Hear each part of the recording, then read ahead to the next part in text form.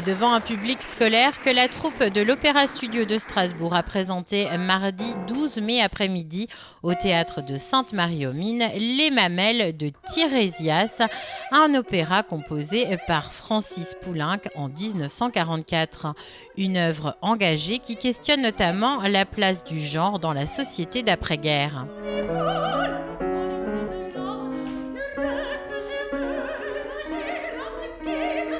C'est carrément engagé. En fait, c'est une histoire qui est tout à fait actuelle avec les problématiques qu'on a en ce moment. Ça parle énormément du genre, les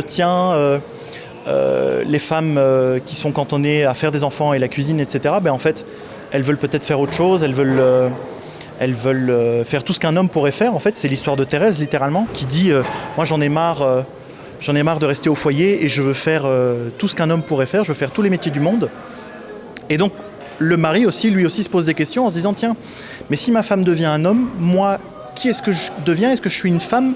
Et comment est-ce qu'on va faire pour repeupler la France en temps d'après-guerre?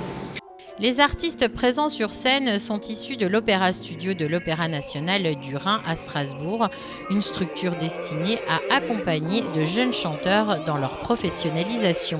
L'Opéra Studio, c'est une promotion de 11 jeunes artistes, 4 chanteuses, 4 chanteurs, 2 pianistes chefs de chant et un chef d'orchestre assistant.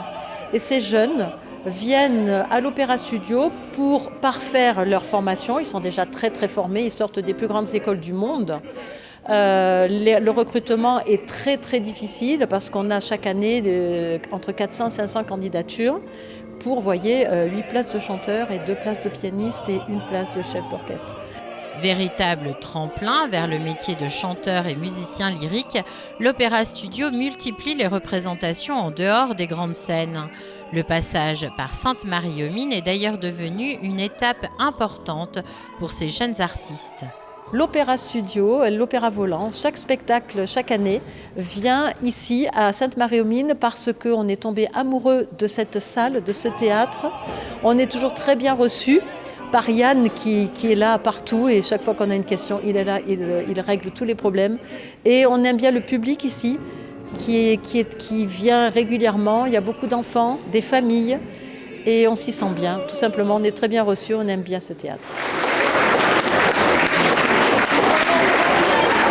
À l'issue de la représentation, chanteurs et musiciens ont pris le temps d'échanger avec les élèves, un bord de scène particulièrement apprécié par les artistes qui voient une manière directe de transmettre leur passion.